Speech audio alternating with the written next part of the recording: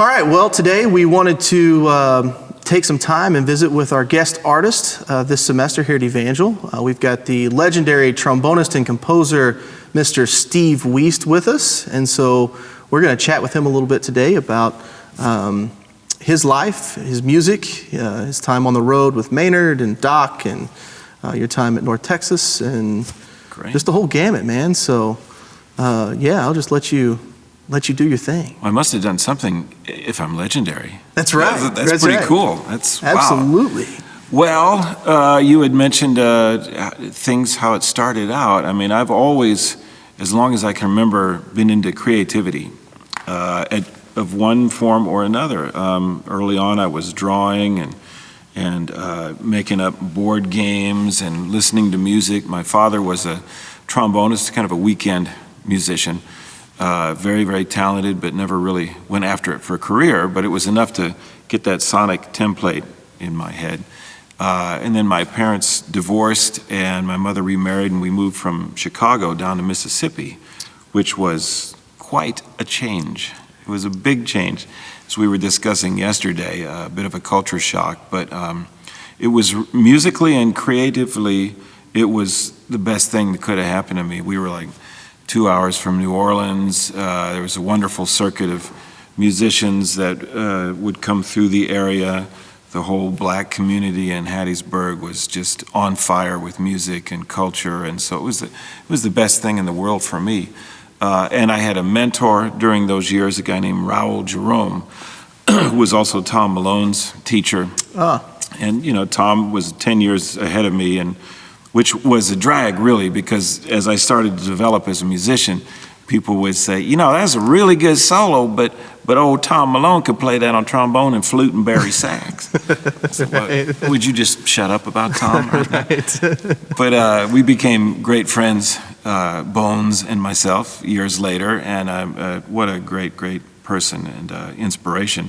But Raul Jerome was our teacher, and so I was very fortunate to be in an area, because my family was, we were pretty poor. My mother had ended up divorcing again, and so I was a single mother.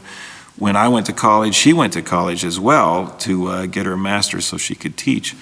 And so very heroic on her part, and her notes were really good. We took a couple of the same classes, and I would use her notes for the test so I could sleep during class.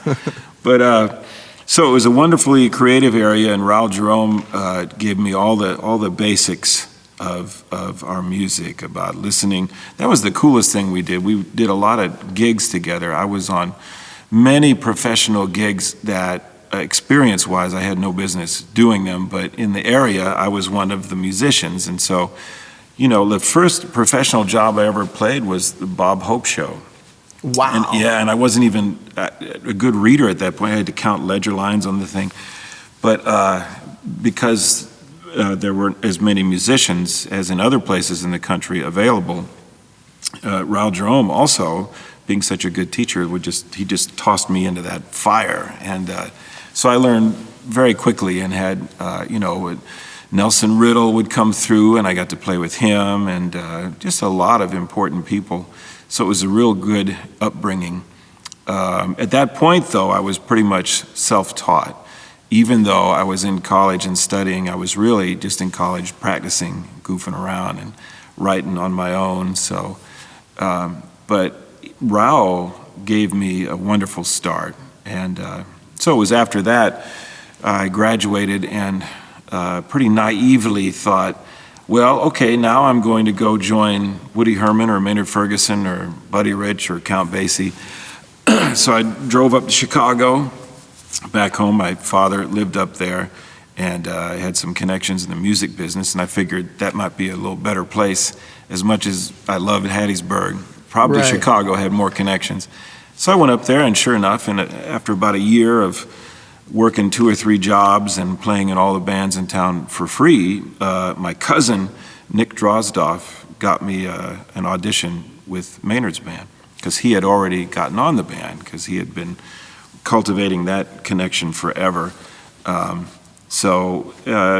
Actually, they offered the job to one of my favorite lead trombonists in the world, a guy named Scott Bentall.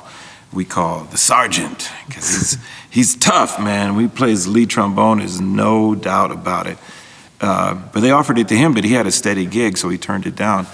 They were starting their tour, Maynard's band was starting their tour in Chicago, so they were kind of stuck, and they just grabbed the first tape that was on top of the stack of cassette tapes back in those days.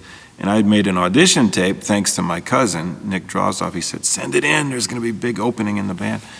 And things worked out. So, Wow. yeah, it was amazing. So then went off with Maynard.